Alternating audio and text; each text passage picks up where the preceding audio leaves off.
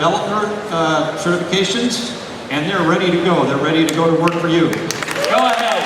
Go ahead. Let them hear it. John, tell us. Well, there's a couple of things going on. I think the first thing is that what we've demonstrated is the key to hiring veterans is to hire for aptitude and train for skills. And I can't think of a better example than this cohort of veterans. What Salesforce has done is really given us a platform that allows us to manage relationships with our 4,000 veterans who are registered with us and our 4,000 nonprofits and government agencies who are sourcing partners for us, and really allow us to have a fully built out platform to manage this thing. The other thing that Salesforce has given us, really almost more importantly, is inspiration. The 1-1-1 model has been terrific, and Maureen Martinez and tons of other people at Salesforce have been just enormously supportive. I couldn't ask for anything more. They really walk the talk, you do, in terms of the spirit of giving, and I really want the rest of you to pay attention and take as an example. Salesforce is a great example that doing good is not incompatible with doing well. Well, speaking of doing, I know there's some calls to action here that you'd like to have an opportunity to share. What are things that people can do to help get more veterans to work, and to help veterans to work, help them do that? Well, first of all, we're looking to put 500 more veterans through the Salesforce certification program in the next 2 years. We can use corporate sponsorships to help us pay for the tuition to get these veterans through the class. We also are looking for essentially to put our veterans to work. Jay and Angelica and the rest of our veterans, most of them are looking for internships to get the workplace learning that they need. So hire our veterans, be a corporate sponsor. We welcome individual donations, www.veteranstowork.org. And that's with the numeral 2 in the middle, right? With the numeral 2 in the middle. And then finally, don't just be vet friendly. We want you to be vet strong, and let us show you how to do that. Send me an email, john@veteranstowork.org, and we'll show you how to be vet strong.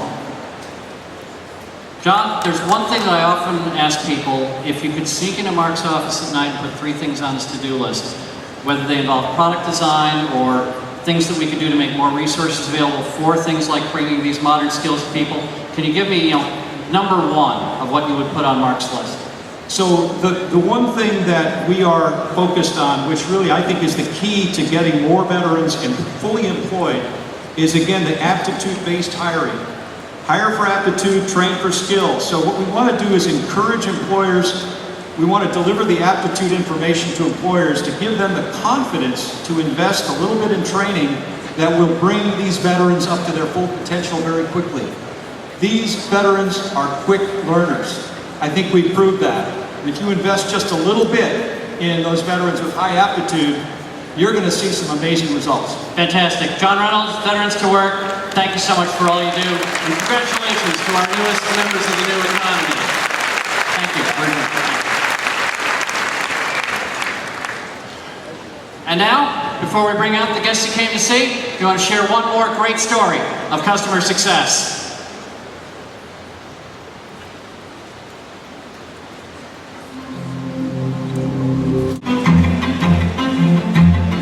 The third great wave of computing is upon us.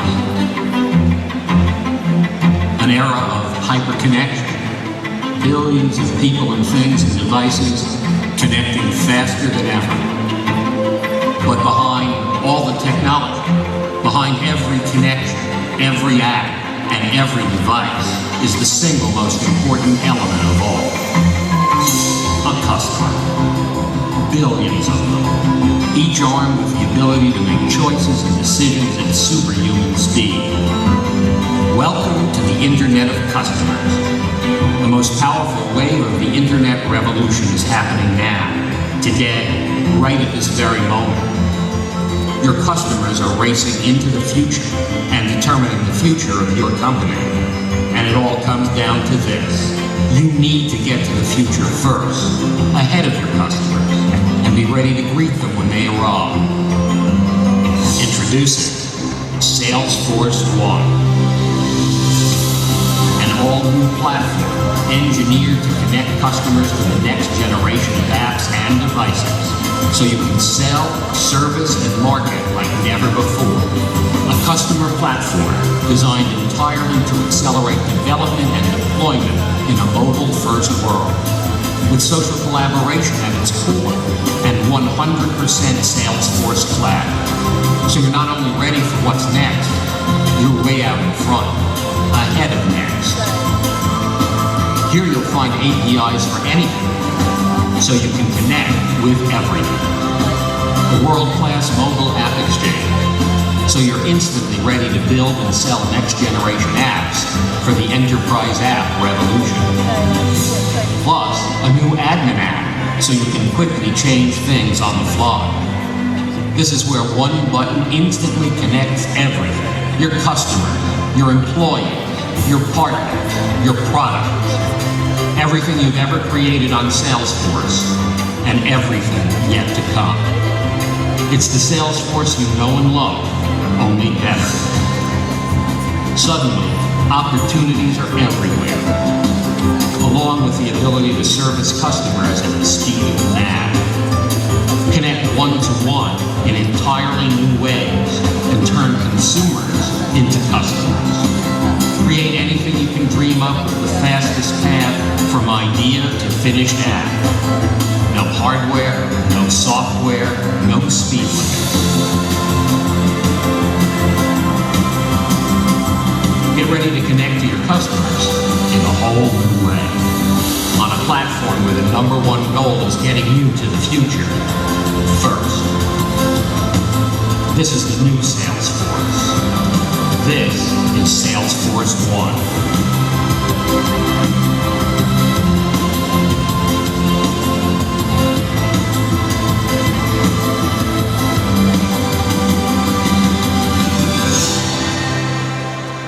Ladies and gentlemen, please welcome Marc Benioff.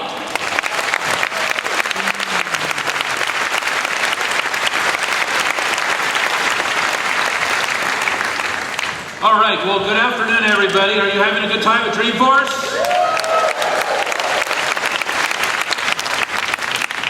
Well, this is a great time. It's a great day. I really would like you to just give a huge thanks and a huge round of applause for our team who has done just a fabulous job for this conference. Can we hear it for them? Thank you. And last night, I thought Green Day did just a phenomenal job. Weren't they amazing? They were amazing. And I was up in my suite, I'm watching this incredible show, and just kind of the who's who of the music industry keeps just showing up. Neil Young was there, Lars Ulrich, both who have played Dreamforce before showed up, Huey Lewis showed up, exploded in the middle of the performance. They just kept going. They turned it into an acoustic set. It was awesome. And I just thought that's such a great example. It was a great example of professionalism. They didn't get angry. They weren't upset. They just looked at it as a great opportunity to do something completely original and amazing. I just loved being there, and I just thought it was such a great example of excellence. Anyway, today we have a phenomenal interview put together for you. And before we dip down into that, what I'd like to do with all of you is talk to you about an incredible institution that we've been working with here in San Francisco, the University of California, San Francisco. UCSF has really been advancing health worldwide. Phenomenal scientists, phenomenal research, a phenomenal medical school, and a phenomenal set of hospitals. And I'll tell you the translational medicine that goes on, that they're able to go from idea to execution through that triad of research, medical school, and hospital, amazing. One of the great things that we've had the opportunity to do is work with them and to create with them and explore with them. Of course, it's a completely different industry. It's a whole different set of core competencies and understandings of science. But I'd love for you to just take 3 minutes and look at this video of some of the amazing work our team at Salesforce has been doing and creating a new vision for the connected hospital. Let's take a look. We are trying to change the way we practice medicine. We should be demanding change and driving change. We've talked for decades about we need to have patient-centered healthcare, but we really haven't had the systems in place that enable us to do that. So we have to take the best of what Silicon Valley has, where you can be nimble and quick. Salesforce is helping us look at the world differently. They're helping us, push our edges in terms of what should a connected world look like. What would it look like if healthcare communications was social, if it was mobile, and if it was built around the patient? We need new tools and new tactics for busy clinicians to connect both with each other and with other healthcare providers and with the patients and their families. So by leveraging the Salesforce One platform, we can develop mobile apps much more rapidly. We're probably the only industry that remains that uses pagers, and that's an incredibly inefficient way to communicate.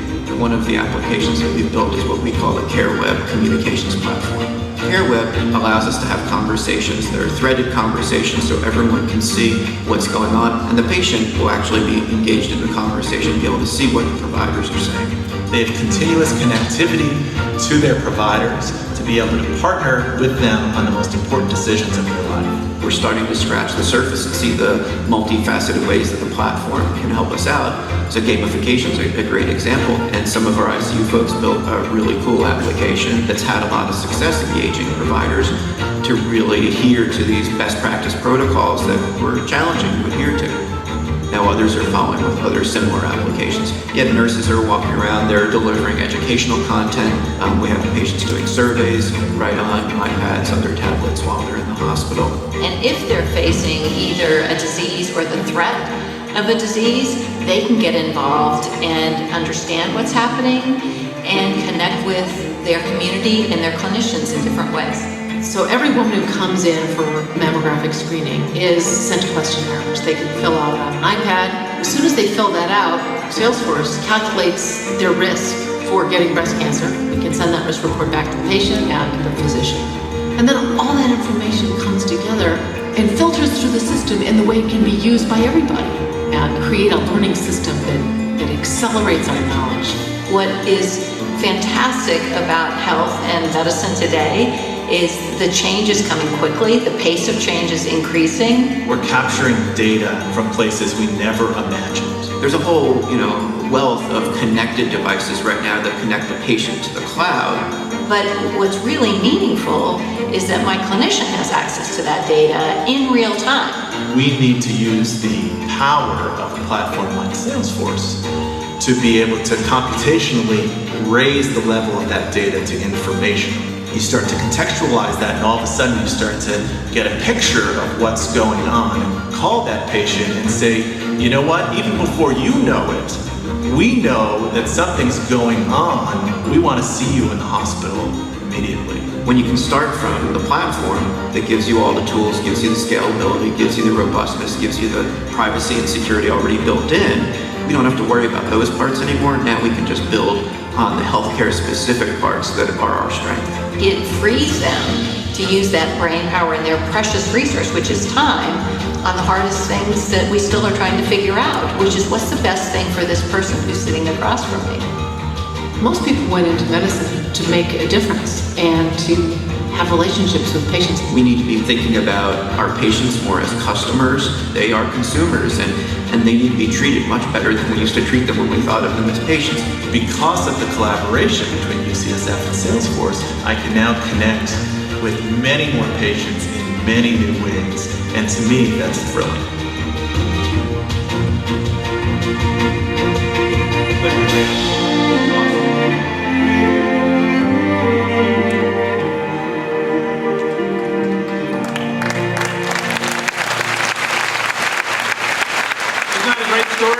But we've been so focused on the electronic medical record that in many cases we forget about the whole patient ecosystem and what we can do to make patients even more successful with this amazing, amazing new technology. Tonight we're going to be having our top customer dinner, which is going to feature Tony Bennett and Jerry Seinfeld, and we're also announcing tonight that we're giving UCSF an additional $2.5 million for something called their UCSF eHeart study. It turns out the Framingham study that is how cardiologists determine the level of heart disease that you have is decades old. But using new technology like this Fitbit that I am wearing and others, well, you're able to determine the actual health of a heart in incredible new ways. And we're delighted to be working with UCSF to fund that incredible new research. Well, as you know, we have something, thank you. Thank you very much. It's a great idea, and it's a great opportunity. Now, Dreamforce has been phenomenal so far, and one of the reasons it's been so phenomenal is it's been dedicated to the power of women. We opened it with a phenomenal interview with Petra Nemkova, and I know all of us had our hearts touched hearing her incredible story. And we also heard and we saw the incredible vision of Meg Whitman. And we went on to hear yesterday a great interview and the entire vision and management style of Marissa Meyer at Yahoo. And now I want to introduce you to somebody really incredible. This executive is amazing. She was the president of Genentech. Now, she had already gone to UCSF. She had her master's of public health. She was a medical doctor. And so it was absolutely clear that she should become the UCSF chancellor. There's few people in the world that I enjoy working more with. And today she's led this amazing UCSF Unusual Thinkers track right here at Dreamforce. Please give a very warm Dreamforce welcome to Sue Desmond-Hellman, the Chancellor of UCSF. Welcome, Sue. Great to be here. Sue, we're so thrilled to have you here, and we're so delighted to be able to work and partner with UCSF. We've learned so much from you. We've been so inspired by you. We've been so encouraged by you. Sue, tell us, give us an update on some of the exciting things that are happening in the world of science, the world that you're living every day. Tell us what's going on. Has there been a breakthrough? Is there things that will give us a special hope and optimism for the future? Well, let me tell you one story that I think connects so well with the video you just showed.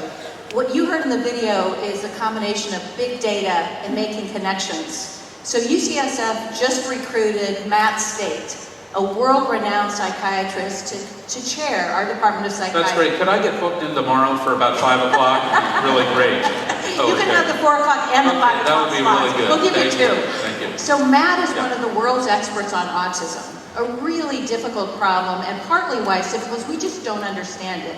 What we want to do is connect the great science, sequencing, understanding the genome of the children and the families who are suffering from autism and everything that it means for those families, but connect that with the clinical outcomes, the clinical course of those children, and put that together in a set of big data, interrogate that data, better understand, prevent, and treat autism. That's the kind of thing that UCSF is doing, the kind of people we have, literally the world's expert who's here now at UCSF, and the kind of problems we're trying to solve. Well, that's amazing, and that gives tremendous hope for the future. You tapped into something, though, that I have to ask about now, which is precision medicine. The idea of providing access to data to make better medical decisions. Can you explain to me, what does that mean? Well, what precision medicine means to us at UCSF is literally a revolution in how we think about health. It means that the great science that's being done down at Mission Bay, as we deeply understand diseases, we can bring that to the bedside. It really means that we have big data sets with many, many patients and deep understanding not just of genomics, but of your environment, your family life, what touches you as a human being, and bring that back to improve your health. It's a total transformation of how we think about providing health and bringing science, technology, and innovation right to the bedside. That's amazing. That's an incredible vision. And tell me, how does that combine with all the advancements in pharmaceuticals? All these new drugs. One of the things I know that you pioneered at Genentech was the creation of an amazing drug that saves so many lives now, Avastin. Can you tell me, how does it actually link into the pharmaceutical world? Will you know what drug is best for, what patient or what What clients? Well, what we're hoping to do with precision medicine is build on this personalized medicine for medicines like Herceptin and Avastin that I worked on at Genentech. But one of the things we didn't do so far in the pharmaceutical industry is connect the dots. For example, the breast cancer drug I worked on works in stomach cancer.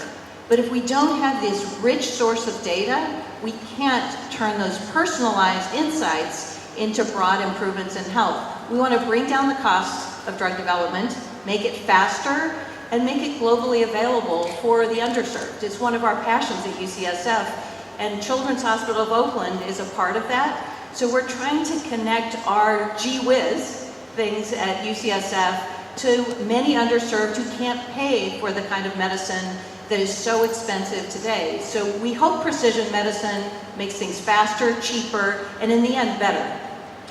Well, I have to ask you about that. You know, UCSF has announced that it's coming together with Children's Hospital, Oakland, and Research Center. And, you know, one thing that really occurs to me is both of these are public institutions. UCSF is a public institution created by the public, for the public. Oakland Children's is also a public institution. I've been over there, and it's phenomenal the work that's happening in that research center as well. Now, that seems to be very different than a private institution or a private university or a private medical institution. What is the role of these public structures and public organization in today's world? Well, what we think is that every life matters, everyone matters, regardless of if they're rich or they're poor. And so the connection that we all feel at UCSF to Children's Hospital of Oakland is they're caring for some of the toughest issues in health in sometimes very difficult circumstances. What we all care deeply about is children and families. And so what's really different about us is our passion to change the world, to make sure that we advance health worldwide. That may be in sub-Saharan Africa, and it may be in our own backyard. And so we think the connection is that we have the same values. It was very exciting. You know, everyone in this audience participated in raising $6.5 million last night for the UCSF Children's Hospital and for the Oakland Children's Hospital. And I was just down at Mission Bay. I saw it. Yeah. Awesome. I was just down in Mission Bay, and where the new UCSF campus is going up, and I saw this incredible new orthopedic center, and you have this incredible new genetics center, and you have this new cardiovascular center, and I mean, all these major new disciplines have these phenomenal new facilities, and of course the new children's hospital, a new cancer hospital, a new women's hospital. You know, can you just give us an update? What's happening down there at Mission Bay, and what kind of things can we do to help you and support you in its development and growth? Well, you already have helped, and thanks everybody in this audience who helped raise $6.5 million. It's amazing to all of us. The remarkable thing is there's no campus like that in the world. Literally here at Mission Bay in San Francisco, we have something no one else has, which is the world's best basic science connected to delivery of clinical care when we open our new hospital, February 1st, 2015. So this audience, there are people who can help in many ways. Volunteering, getting connected. Some people can donate money if they have the means. Many of these folks heard from our UCSF Unusual Thinkers panel that we could use their help in new devices or new apps to help our clinicians connect better with their patients and their families. Everyone can help in some way, but I would also say we're here to help the community. If people are seeking care, particularly for the toughest problems, that's our specialty. And so we hope that that goodness flows in both directions. Well, we saw some amazing people in the video. We saw Michael Blum, who's not just your chief information officer, but he's one of your chief cardiologists. Right. We saw Laura Esserman, who is not just running your breast cancer project, but runs the Athena project, which is uniting the whole UC system, breast cancer programs. Incredible data coming out of that. Who are some of these other incredible thinkers that you have that you're excited about today? Well, there's so many. Let me mention one. Donna Ferraro, our chief of pediatrics, is a neurologist. And Donna specializes in young children, babies, and how the brain works. So she has been leading a team that cools down kids after birth to help prevent really tough conditions that affect their brain and their ability to learn and function later in life. So Donna is truly a thought leader in good outcomes for really tough premature children. She's one, like many at UCSF, who are making a huge difference by innovating. I mean, I always was told to warm up babies, I don't know about you, but cooling them off to protect their brain. She's one of them. Mitch Berger, our chief of brain surgery, who's helping patients everywhere with brain cancer, but also helping us to understand insights into concussions and head trauma that so many who watch football on TV or have their kids play soccer care about. So those are